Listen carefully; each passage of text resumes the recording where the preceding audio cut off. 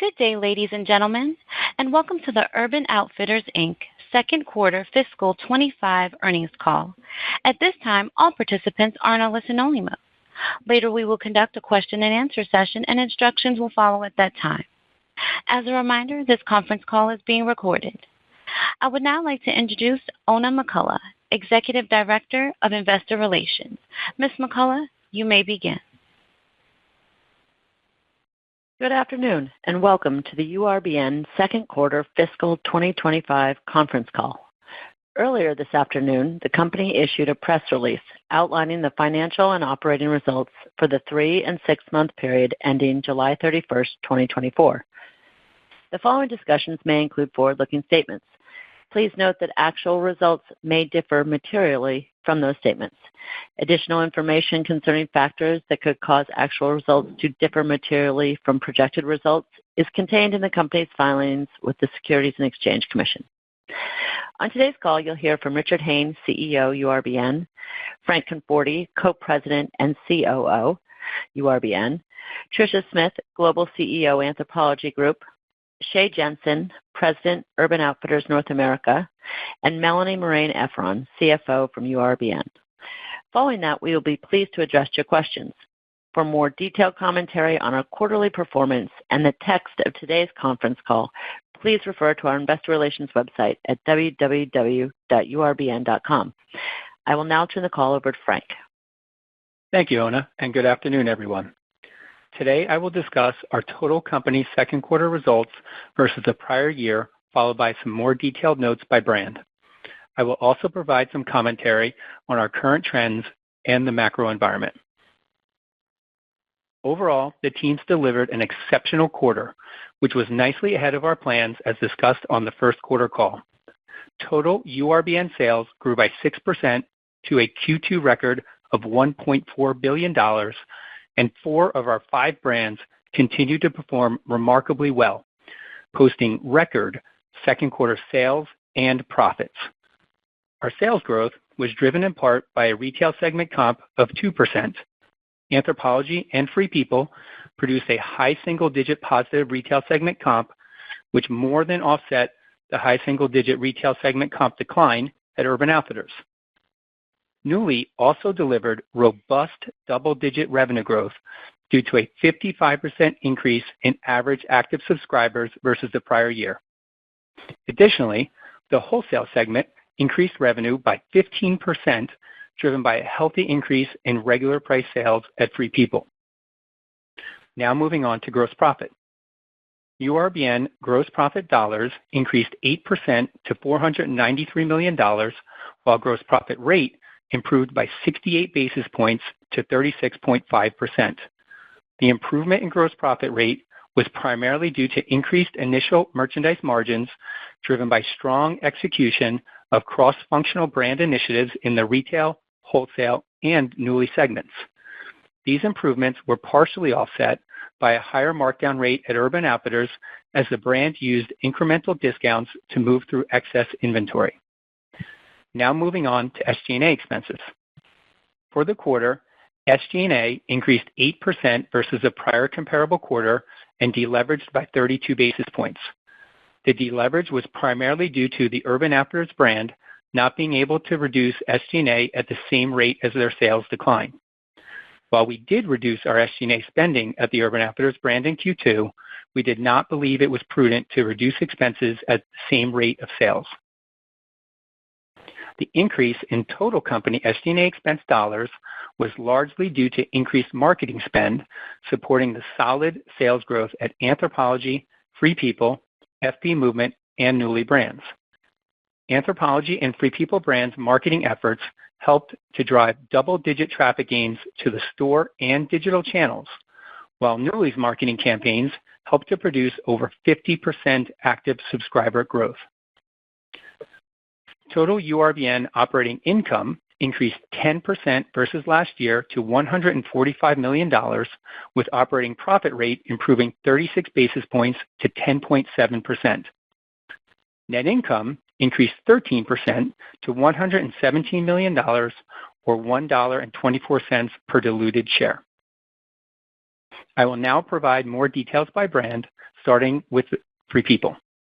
The Free People team produced an outstanding quarter with global Free People group sales increasing 10%. The double-digit increase in sales was driven by an impressive 7% retail segment comp and an 18% increase in wholesale segment revenues. The 7% retail segment comp gain was on top of the incredible 27% retail segment comp from last year. The sales comp was driven by a similar comp in both the digital and store channels. During the quarter, the Free People brand achieved positive sales growth across apparel, accessories, and movement. The FP Movement brand delivered 18% total growth, driven by a 6% retail segment comp, new store growth, and over 60% wholesale segment growth. Congratulations to the Free People team on delivering another strong quarter, even while up against last year's exceptional second quarter performance. Customer response to the brand's fall trends has been positive, and the brand continues to gain market share. We believe the brand could deliver a low to mid-single-digit positive retail segment comp in the third quarter. The Free People wholesale segment sales increased 18% during the quarter, driven by full-price sales gains in department and specialty stores, partially offset by an intentional decline in sales to the closeout channel. The FP Movement brand led the way with strong sales growth in the quarter. Segment profitability improved significantly from the prior year when the brand had elevated closeout channel sales to reduce aging products. We believe the wholesale segment could continue to deliver double-digit sales growth and improve profitability versus last year in the third quarter. Now moving on to the Urban Outfitters brand. Urban Outfitters recorded a 9% retail segment comp decline in the quarter. This was largely in line with our expectations when we spoke with you in May, with both North America and Europe showing slight improvement from their Q1 performance, driven in part by higher promotions. UO's negative comp was a result of disappointing performance in both North America and Europe. Global retail segment comp declined in both the digital and store channels. As noted on the last call, both the home and women's accessories categories are showing positive trends. Both categories recorded double-digit positive regular price comps, driving nicely positive maintained margin dollar and rate improvements. All other category sales comps declined in the quarter. As you know, new leadership joined the brand in North America earlier this year, and Shea Jensen, the president of UO North America, will speak later to the go-forward brand strategy in North America. Finally, I will touch on the Nuuly business, which delivered another exceptional quarter. Nuuly added over 25,000 average active subscribers versus the first quarter, ending the quarter with over 250,000 average active subscribers for the full quarter. The solid growth in average subscribers led in part to a 63% increase in brand revenue. As we have noted, historically Nuuly experiences the most significant growth in subscribers during the seasonally strong first and third quarters. A strong start in August bodes well for the Nuuly brand to continue to deliver healthy revenue growth in the third quarter. The strong revenue growth in the second quarter led to expense rate leverage in almost every expense line item and resulted in a record operating profit of $5.3 million and a 5.9% operating margin for the brand. We believe this level of profitability could continue in the back half of the year, which would make Nuuly profitable on a full-year basis this year. Congratulations to the Nuuly team on an exceptional quarter. Now on to more recent trends and the macro environment. Towards the end of July and into August, we have observed a slight deceleration in retail segment sales compared to the second quarter run rate. While consumer traffic has remained consistent, overall purchasing activity has shown some softening. New product launches continue to resonate well, though customers appear to be exercising more discretion in their buying decisions. Given the recency of these trends, we are approaching our third quarter plans with measured caution. There are likely various macroeconomic factors influencing consumer behavior at this time, making it difficult to pinpoint specific causes. However, it is evident that the consumer sentiment has softened recently, and the duration of this trend remains uncertain. During this time of uncertainty, we believe it is prudent to keep inventory levels lean and manage expenses appropriately, and that is exactly what we plan to do. Despite a deceleration in trend, total company sales remain positive, and we believe retail segment comps could grow in the low single-digit range for the third quarter.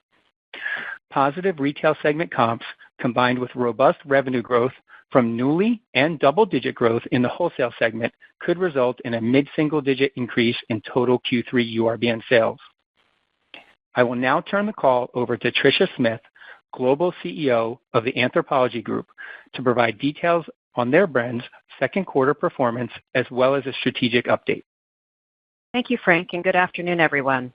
I'm delighted to have the opportunity to speak to you again about the Anthropologie Group's strategic growth initiatives and our continued top-line and bottom-line growth in Q2.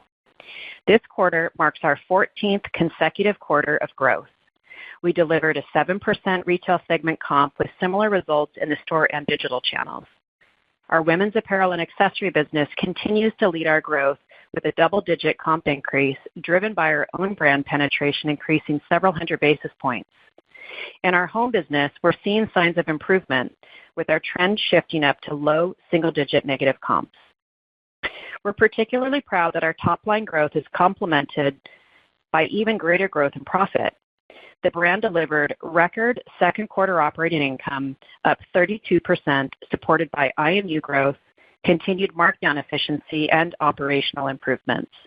This marks our 7th consecutive quarter of double-digit operating income growth.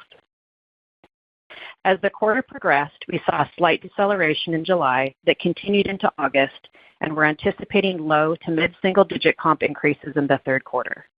We anticipate that we will be more promotional in Q3 than we were last year to ensure that our inventory is more aligned to the current sales trends as we enter Q4. Now shifting to our longer-term strategy.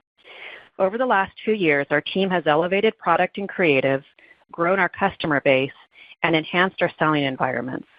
We are transforming our business to continue to support the expansive growth that we've experienced.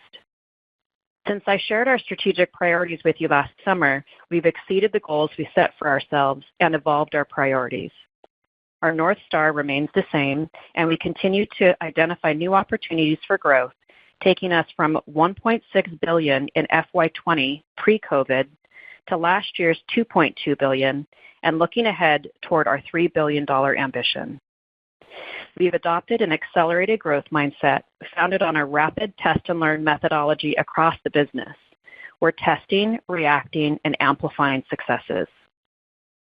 In our women's business, 3 years ago, when seeking to modernize our product, we started with what we're the most famous for. We accelerated dresses and built our denim and shoe assortment. Additionally, we strengthened our apparel own brands, increasing their contribution to nearly 70% of the business. Pilcrow, our lifestyle denim brand, has grown at a rate outpacing our top line since last year. And Maeve, a customer favorite, is our most profitable own brand and has seen strong double-digit growth year over year.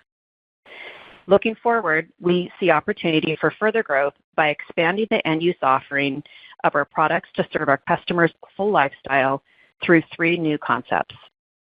We're building our active and loungewear business under our own brand, Daily Practice, offering a year-round assortment of sleepwear and intimates in all stores, and a vacation lifestyle capsule in select locations seasonally and online year-round. These own brand collections are supplemented with market brands who have authority within the space.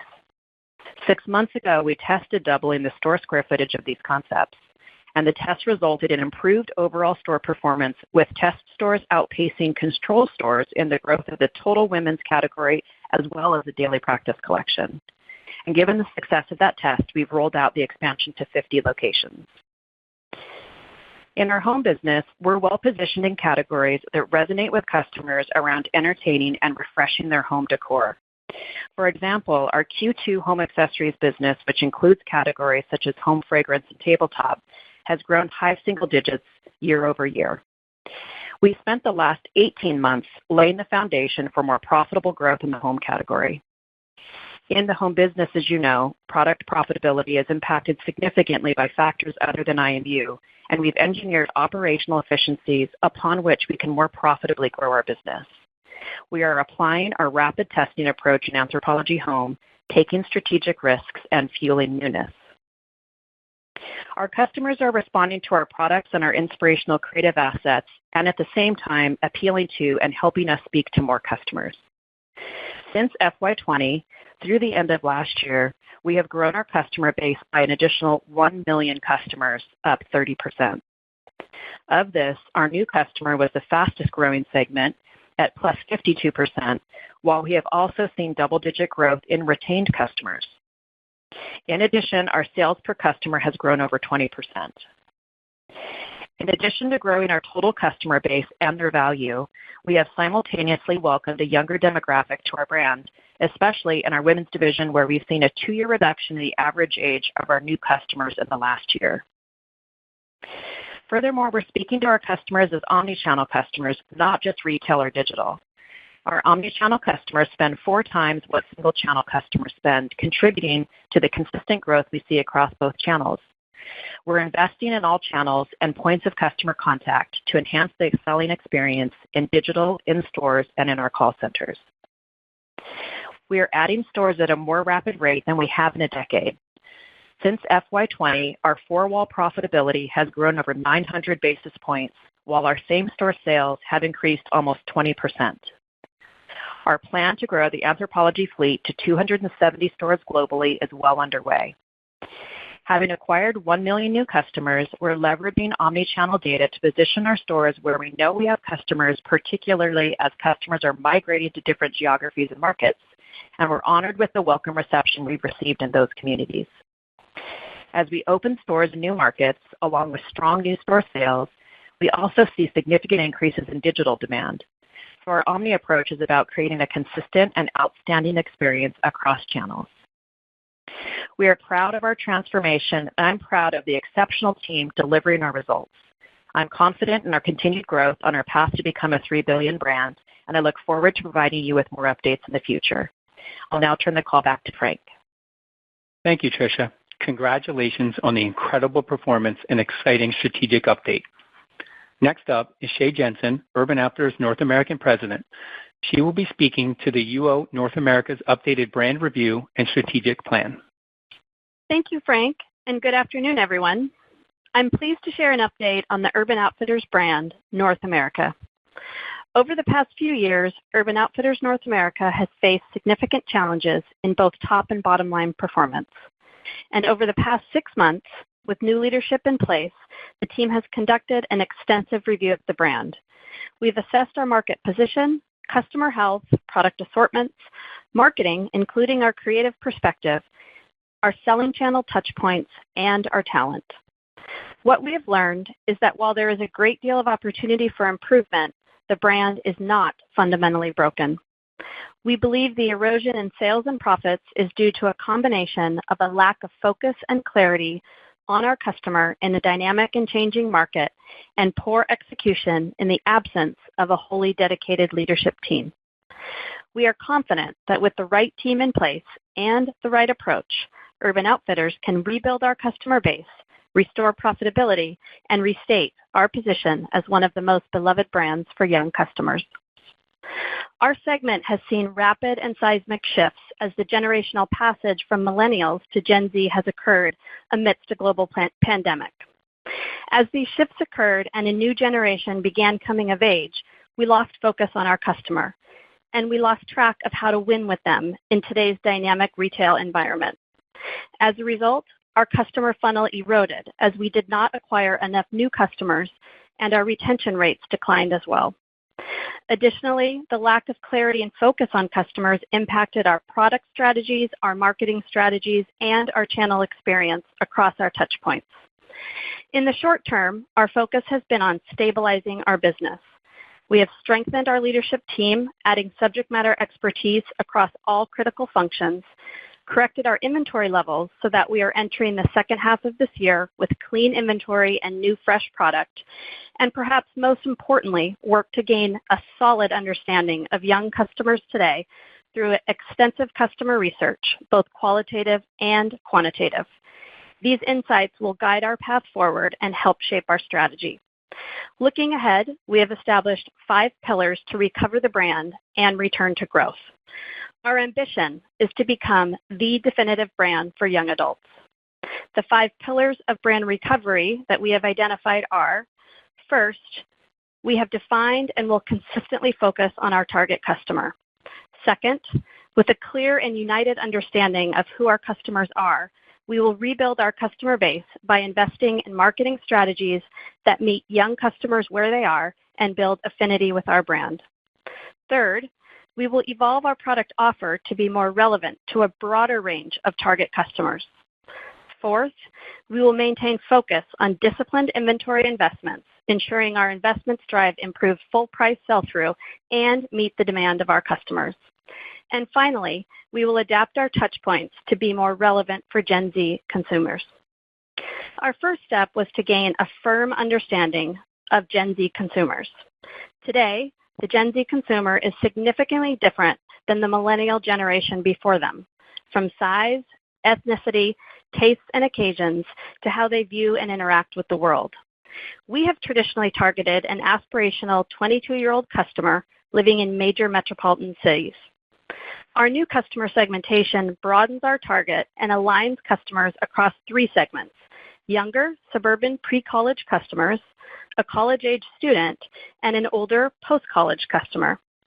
We welcome and want to serve today's population of young customers across more prices and sizes, more categories and occasions, and across more aesthetics and sensibilities in both urban and suburban areas. This includes pivoting from our traditionally alternative sensibility to offering a more upbeat and welcoming perspective across our assortment and our touch points. With this in mind, our goal is to welcome more people into our brand. We will rebuild our customer base by refreshing our brand identity, clarifying our mission, vision, and values, evolving our creative expressions across our touch points, and repositioning Urban Outfitters to be a more welcoming and relevant brand for young customers today. Additionally, we are already actively strengthening our presence across social media platforms and reallocating our marketing investments to prioritize the acquisition of new customers. We believe that our approach will yield healthier levels of organic traffic and high customer acquisition rates to continuously fuel our customer funnel. Next, we will evolve our product offer to serve a broader range of customers. We believe our product assortment has unintentionally become too narrow in price, occasion, and sensibility and needs broader appeal. With insights driving our path forward, we will increase the penetration of opening price points, as well as ensure we offer the best price-value combination on every item we sell. We will broaden our category range and ensure we are meeting the lifestyle and occasion needs of our target customers. We do not believe this means an increase in total SKUs, but rather a more accurate representation of the right products across the total assortment. This does include better accuracy and allocation of sizes and improving the productivity of the total offering through assortment planning and allocation that is rooted in our customer strategy. We plan to introduce new categories such as athleisure, distort into the categories we've heard matter to our customers such as denim and lounge, and amplify the categories where we uniquely differentiate such as gifting and beauty. We are also excited to rebuild our branded assortment through partnerships with aspirational, influential, and credible national brands that matter to young customers today. We anticipate our customer-focused product strategies will deliver a higher penetration of full-price sales and full-price sales growth and a reduced dependency on promotionality. We know sentiment and style can move fast with young customers, and in order to leverage the incredible scale of the URBN sourcing and speed-to-market capabilities, we need to maintain inventory discipline and better align our sales to inventory levels. By utilizing more data-driven planning and allocation capabilities, we will reduce our markdowns, work to restore profitability, and position our teams to fuel growth by making decisions closer to our customers. As we enter the second half of this year with clean inventory, we expect our turns to improve on a regular cadence. Finally, we heard from our customers that a combination of social, digital, and in real life, or physical shopping, are equally important components of the shopping experience. Gen Z's coming-of-age experience began during a global pandemic, and the idea of connecting a shopping experience through the discovery of social media, the convenience of digital shopping, and the connection that can be made in physical retail is table stakes. We are advantaged with our retail footprint and omnichannel capabilities.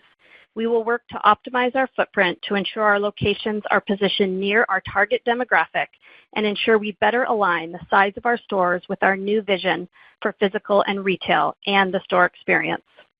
We believe we have an opportunity to close some store locations where population shifts have occurred, to relocate some stores to be more adjacent to our target customers, but also to better align the size of our stores with our future needs.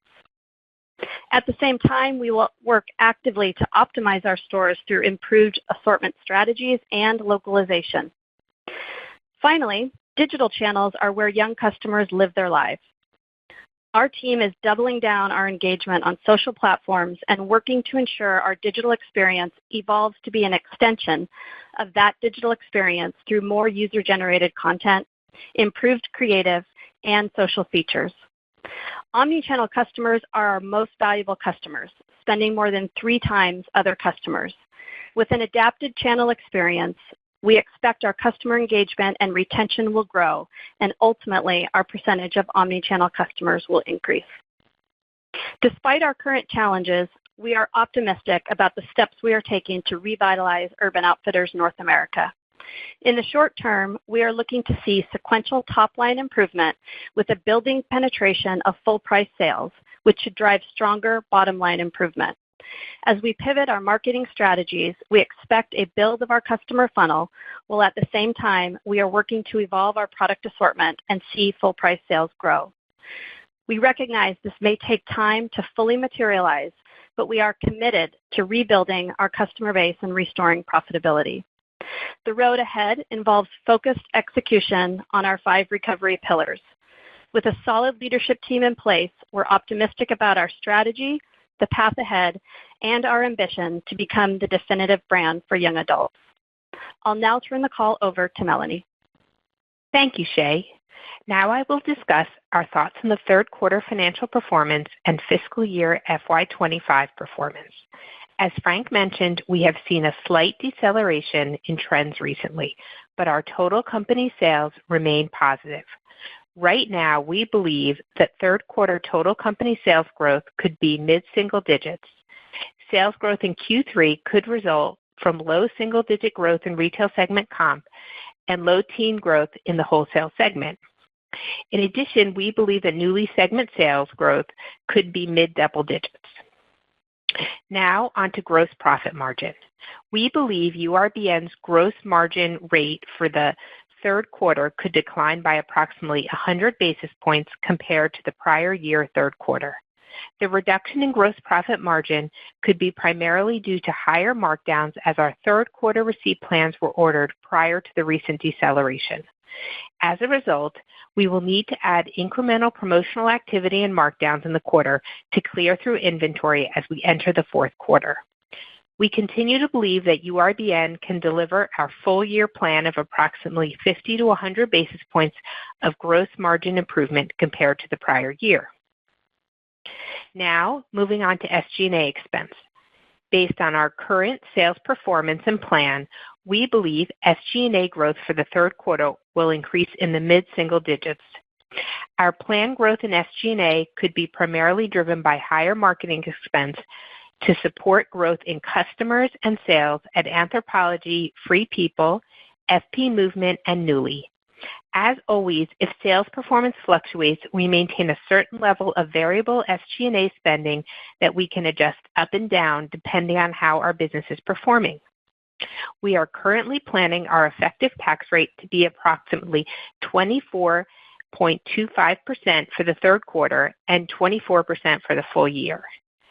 Now, moving on to inventory, we believe that inventory levels in the third quarter could grow at a rate similar to sales growth.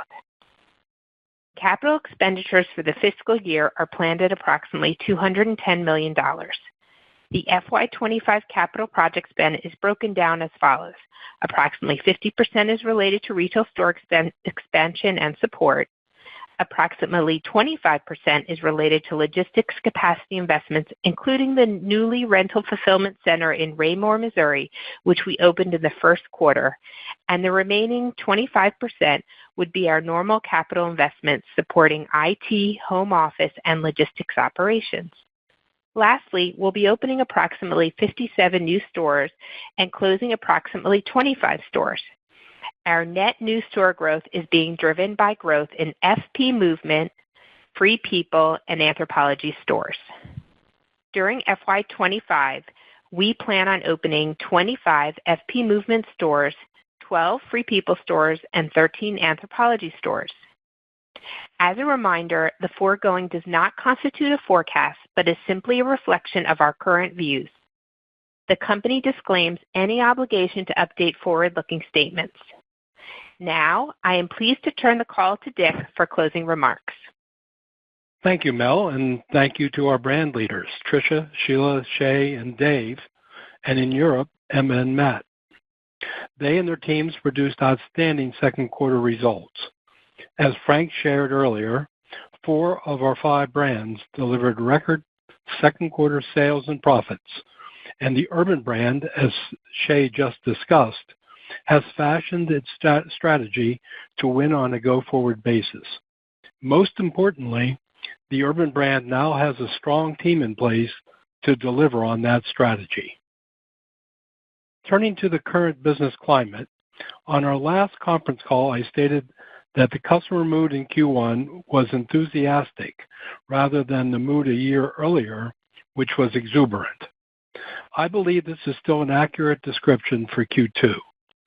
Traffic in our stores remains strong, and online sessions remain double-digit positive at 3 of our 4 retail brands. Fall products are selling briskly, with customers choosing the newest fashion.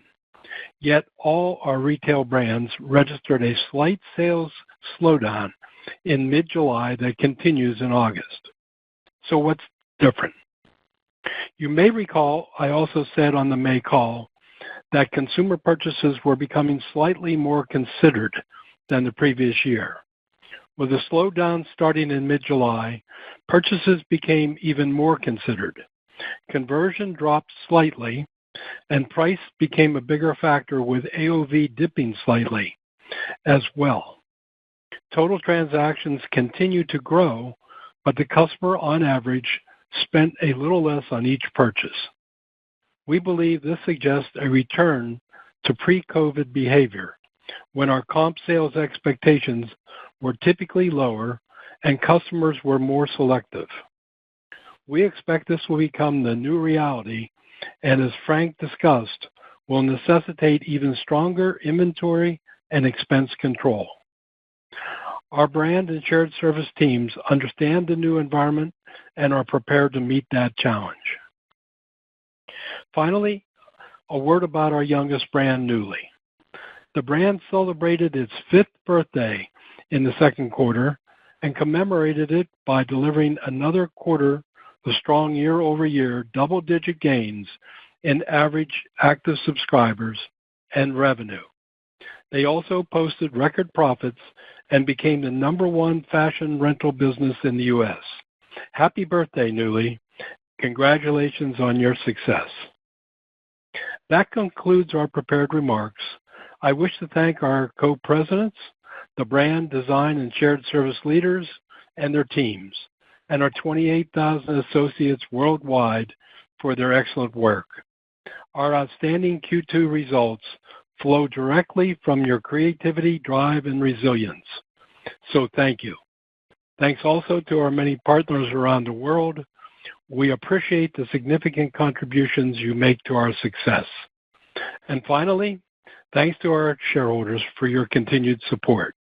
I now turn the call over for your questions. Thank you. If you have a question at this time, please press star 11 on your touch-tone telephone and wait for your name to be announced. If your question has been answered or you wish to remove yourself from the queue, please press star 11 again. Please limit your questions to one per caller. One moment while we compile the Q&A roster. And our first question will come from the line of Lorraine Hutchinson with Bank of America. Your line is open. Thank you. Good afternoon. Can you comment on how comfortable you are with the level and content of UO inventory entering the second half? And then separately, can you also walk us through the drivers of the fourth quarter gross margin recovery assumed in guidance? Hi, Lorraine. It's Shay. I can take that. We feel really great, as you heard in the prepared remarks. We're confident that our inventory is clean. Inventory levels are much more aligned with sales, and really that's the primary driver of the margin recovery. And Lorraine, as it relates to our fourth quarter for URBN, it'll really be driven by two things: the gross profit margin improvement opportunity. One, IMU, which we've got a very strong and comfortable, confident line of sight to. And second is the significant opportunity in markdown improvement at the Urban Outfitters brand. I think Sheila, Shay, and team have done a great job at aligning their inventory now much closer with sales. And they had significantly higher markdown rates than what we would normally run in the fourth quarter last year, so that there is meaningful opportunity for us for that brand and to help URBN drive improved markdown rates in the fourth quarter, driving improved gross profit margin in the fourth quarter. Thank you. One moment for our next question. And that will come from the line of Adrienne Yih with Barclays. Your line is open. Great. Thank you very much. My question is around kind of your higher end consumer and sort of kind of their resistance or price resistance. Can you, either Dick or Frank or Melanie, can you talk about kind of your initial retails across the three brands, where they are relative to 2019? And I guess, like, does the increasing promotionality at Anthro in particular, does that mean that, are you sensing that there's any need to readjust kind of initial retail prices? Thank you.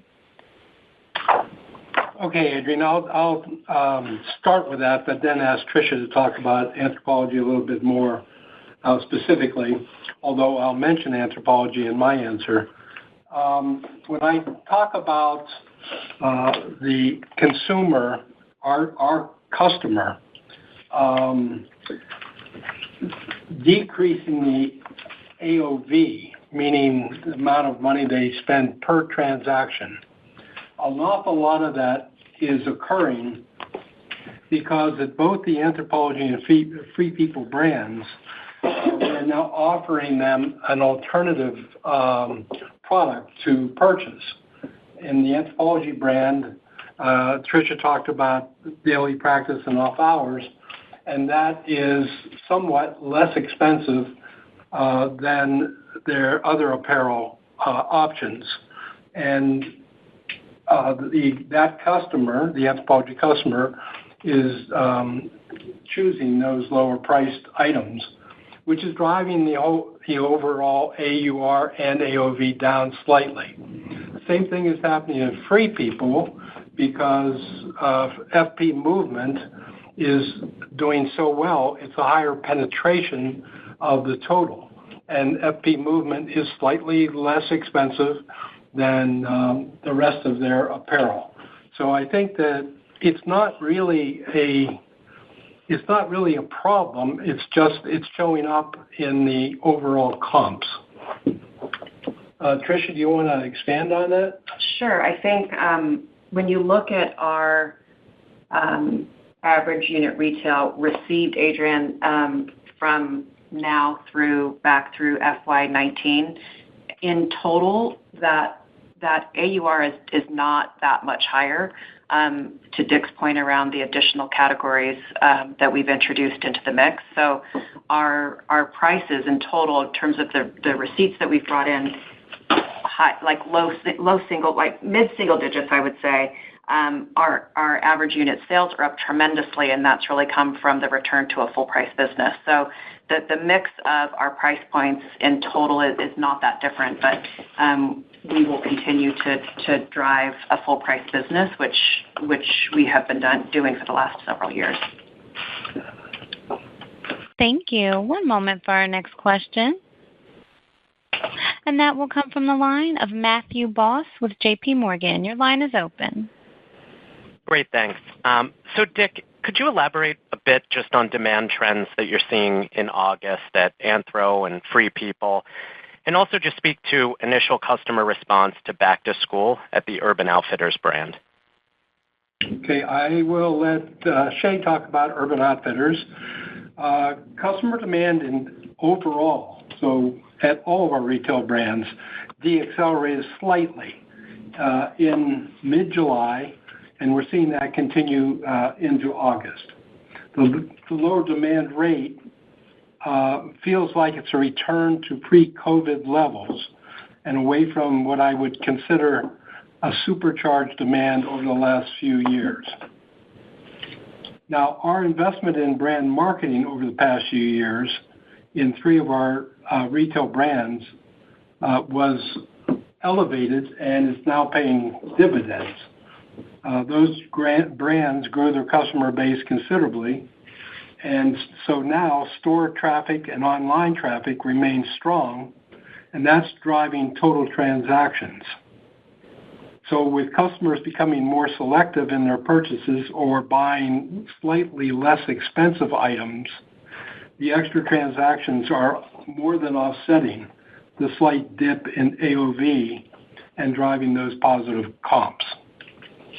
So you want to talk about back to school? Yeah, it's Shay. I would say that what we're seeing is not dissimilar to what Dick covered for the overall URBN status. However, I think in some of the areas that we have been able to impact with some of our initial work, we are seeing some positive momentum. So areas like women's accessories and home, and even across our denim categories, which is obviously a very strong category for back to school. And that brings us some optimism against our path forward. But I think generally it's in line with what Dick said. Thank you. One moment for our next question. And that will come from the line of Paul Lejuez with Citi. Your line is open. Hey, thanks, guys. I know you said that you felt decent about inventory at the Urban Outfitters brand, but I'm curious, Shay, if you think the product and the store aesthetic is where you want it to be to justify kicking up marketing investment at this point, or is that going to take some time? Just curious when we might see those picked up marketing investments. And then also curious to get your view on what is the right size of the Urban Outfitters store and the right mix of mall versus off-mall. Thanks. Yeah, thanks for the question. You know, I hate to hesitate on timing. You know, having been here for 6 months, the first step was really to get the right team in place and to build the strategy, which I think we feel really confident about. You know, these things don't happen in a certain sequence or order. From the marketing perspective, we're really trying to learn as much as we can and try different things. The initial step that we have taken that we feel great about is really accelerating our presence and engagement on social media. And we are seeing some initial results there. There's obviously a lot of work to do in terms of, you know, bringing more relevant touch points to life across our stores from the experience and, of course, in the product category. And we have lead times that we're working with. So I hate to comment on specific timing of the sort, but what I can comment on is that we feel optimistic about our plan and we're getting to work. That's really our next step. In terms of store size, yes, we do feel like our average store's size is too big, as I said. We think we need to be roughly in the 6,000 to 8,000 square feet, and we're higher than that. And so, we have a number of leases that are coming up in the next few years, and we'll be able to take a look at each one to make sure, one, we have the right location, and two, we optimize for the right space and size. And one moment for our next question. And that will come from the line of Alex Stratton with Morgan Stanley. Your line is open. Perfect. I have a couple. One just related to the Urban Outfitters business, just with the deleverage you're seeing there on the challenging sales trends. Are there any plans to reduce the fixed cost base, or would you maybe consider a smaller overall store footprint? Just wondering if that's potentially in the strategy. And then maybe for Frank, just on the higher markdowns you're assuming for the third quarter, is that across the brands, or is it concentrated at a specific banner? Thanks a lot. I can take the higher markdowns first. So right now, I think we've put in the plan based on the slight slowdown that we've seen, higher markdowns across all brands, because we have seen the slight slowdown across all brands. What I would say right now is, we're hoping that that's a conservative plan. Things are definitely very choppy right now, and we're hoping the guidance or the plan for 100 basis point decline on a year-over-year basis is a conservative plan. But it is across all three brands in order to keep inventory where we need it to be coming into holiday. Alex, this is Dick talking. As Shay said, over the next 3 years, over 50% of the urban stores in North America will be up for renewal. Our decision to relocate, downsize, or close will be made on a case-by-case basis based on the economics. Over the last 7 years, most of the stores we've opened are currently four-wall profitable. Now, those stores tend to be smaller than our average and tend to be in locations outside of the large major cities. So that sort of gives you a hint of how we're thinking about it. But again, it will depend on the economics of each store on a case-by-case basis. And one moment for our next question. And that will come from the line of Mark Altschwager with Baird. Your line is open. Good afternoon. Thanks for taking my question. Just another one on UO. Appreciate all the detail here on the plan. I mean, it does sound like a major repositioning, and these things take time. So just how should we think about kind of short, medium-term sales and margin guideposts as you execute on these changes? And I mean, is it your expectation that the brand can return to sales growth in fiscal 26, or just any more detail on how you're thinking about that path would be great. Thank you. Before I ask Shay to answer that, I will say that we're not going to put time limits or projections on any of this. Our idea is to get working, get things moving in the right direction, and then let that take care of itself. Shay, you want to say anything else about it? Okay. One moment for our next question. And that will come from the line of Dana Telsey with Telsey Advisory Group. Your line is open. Hi, good afternoon, everyone. As you think about the inventory levels given the current sales softening, Melanie and Frank, how do you think about what should the right inventory level rate be as we look to the third and the fourth quarter? And then with both the Anthro business and the Urban business, with the Anthro business, the customer coming down in age and obviously adjusting the Urban business, how do you think of the marketing spend on each business and where it should be? And is your own brand versus third-party brands, is that shifting for each business too, and what the margin profile would look like? Thank you. Ooh, that's a lot. Melanie, you want to take it? Go ahead. Okay. Starting with inventory, thank you for your question, Dana. So we feel good about the inventories exiting Q2 by segment. Our inventory is below sales growth. with retail segment comp inventory down 1, on comp sales growth up 2, and similarly at wholesale, our inventory levels are up just 3% on sales growth of 15. Now, looking forward, we are planning Q4 more conservatively, but in Q3, our receipt plans were based on the trends of earlier in Q2. So given the recent trend deceleration, we may have to add incremental promotions and markdowns, and our gross margin guidance, which I provided earlier, reflects that in the 100 points reduction in gross margin. So for fourth quarter, we have lowered our buy plans in order to account for the slight current slowdown, and we're planning inventory more conservatively for the fourth quarter, obviously targeting inventory below sales growth in the fourth quarter. Okay. Tricia, you want to talk about Anthropologie's marketing? Yeah.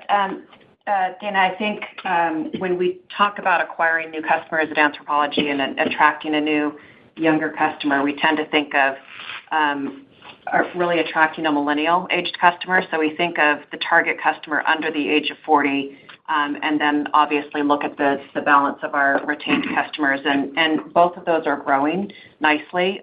When we're aging down, it really is coming from that under 40 segment, targeted a little bit differently than we've historically targeted our existing customer at Anthropologie, responding very well to some of the strategies that we've implemented on targeting them where they are. And so while the total growth of customers under 40 is outpacing that of those over 40, we're excited that we're still retaining all of our customer segments, and feel like we're thoughtfully looking at attracting a new younger customer for Anthropologie. Dana, just to let you and the rest of the folks on the line know, when you talk about the younger customer, it is true that we are attracting a younger customer for Anthropologie, but the overall average age of the customer at Anthropologie is only down a few years from what it was 2 years ago. So it isn't changed anywhere near as precipitously as some people might think. And one moment for our next question. That will come from the line of Marni Shapiro with the Retail Tracker. Your line is open. Hey, guys. Thanks so much for taking my question. I have one just quick follow-up on the slowdown you're seeing. I'm curious if you're seeing any regional differences, and if we're seeing a trend out there, we're actually physically seeing it, but we're hearing about a trend about, people are just buying closer to need, and so the lulls between the seasons are the bigger lulls, and then they wait to buy, whether it's for holiday or back to school. So I'm curious if you're seeing those trends. And I just have one follow-up on Free People after that, if you don't mind. Don't mind. I guess, Marnie, I would say that we haven't seen a lot of differences by region or geography. So, certainly one of the first things that we checked, hoping that we could see something that might lead us in some direction. I had not really considered what you just said, which is more time in between seasons. I do think oftentimes, as you know, because you were in the business a number of years, when you have a very, very hot summer early, like we did on the East Coast at least, oftentimes later in the summer, people get a little bored with summer, may I say, and are anxious for fall to come. So I don't know if that has any impact at all, but, that's just another idea. But we don't really have any definitive reason to believe other than a potentially slightly strapped consumer, or I don't want to say strapped, overextended consumer. Why the consumer might be slowing down. Yeah. To me, it's when the consumer is being careful, they wait to buy something to maybe a couple extra weeks to see what else is out there before they commit. I think a tighter wallet makes them a little bit of commitment phobic. But can I just ask you a question? It also, before you go to the Free People question, it would also be, I might wait a couple of weeks to see if there are any more promotions. Yeah, exactly. With the success of Free People and Free People movement, Are you seeing the success also in Europe, and is Free People movement in Europe, and what are plans to either bring it there or open more Free People stores there? Okay, I can answer that. Actually, our Free People European business, which includes the UK, France, and Netherlands currently, is actually outpacing in Q2 our North America business substantially. And going into Q3, the acceleration has picked up tremendously. So I think this last year has been about focusing on creating profitability in our stores, which we have, gaining a new customer, which we very much have. So you will see more European stores for Free People. We do have a long-term plan to grow FP Movement as well in Europe, but Free People is the priority of growth in the next couple of years. And Marnie, if I could, I'm going to ask Tricia to talk about Anthropologie in Europe because it's doing quite well also. Yeah, thank you. Hi, Marnie. Our Anthropologie EU business, I would say, for the last 3 consecutive quarters, has seen a tremendous improvement. And really, I think that's come from the alignment of our strategic priorities are really global strategic priorities. And as we've accelerated and grown the women's business in North America, that's followed suit with our business in the EU. So no specific plans yet to expand our retail footprint in Europe, but we're feeling really good about the growth of the business and the profit levels that we've reached in that business and feel confident that we'll continue to see that. One moment for our next question. And that will come from the line of Janet Kloppenburg with JJK Research. Your line is open. Hi, everybody. Just a couple of quick questions. Shay, at Urban Outfitters, I know you've been doing a lot of research on your customer, et cetera, and I'm wondering what your pricing research is indicating and in what direction that'll take your pricing as we go forward.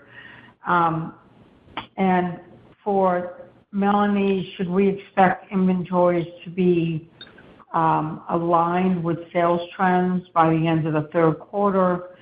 And just lastly, for Dick, as AOV and spending might be slowing and, with a more cautious consumer, how does that make you feel about your marketing spend for the total company?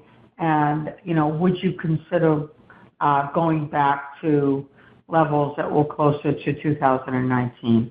Thank you. I'll start, Janet, because I have a very quick answer for you. The answer is yes, because guess what? We were just discussing this.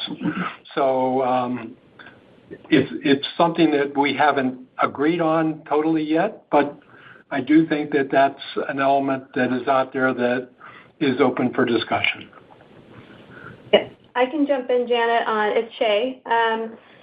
Yes, we've done a lot of research, and we heard very clearly that customers perceive us as expensive. So they believe that our prices are higher than they need to be. We are attacking that full force, and we've made the commitment to offer the best price value for every item we sell, and that also includes expanding our range of accessible or opening price points. So we're tackling that, pretty quickly. I would also say that price is a very dynamic subject. It changes rapidly, and ultimately our goal is to really price things right across the market and be as competitive as possible. Mel? Sure. I'll answer the second part of your question, Janet. Yes, we are targeting Q3 inventory levels to be in line with sales growth. Thank you. And we do have time for one last question.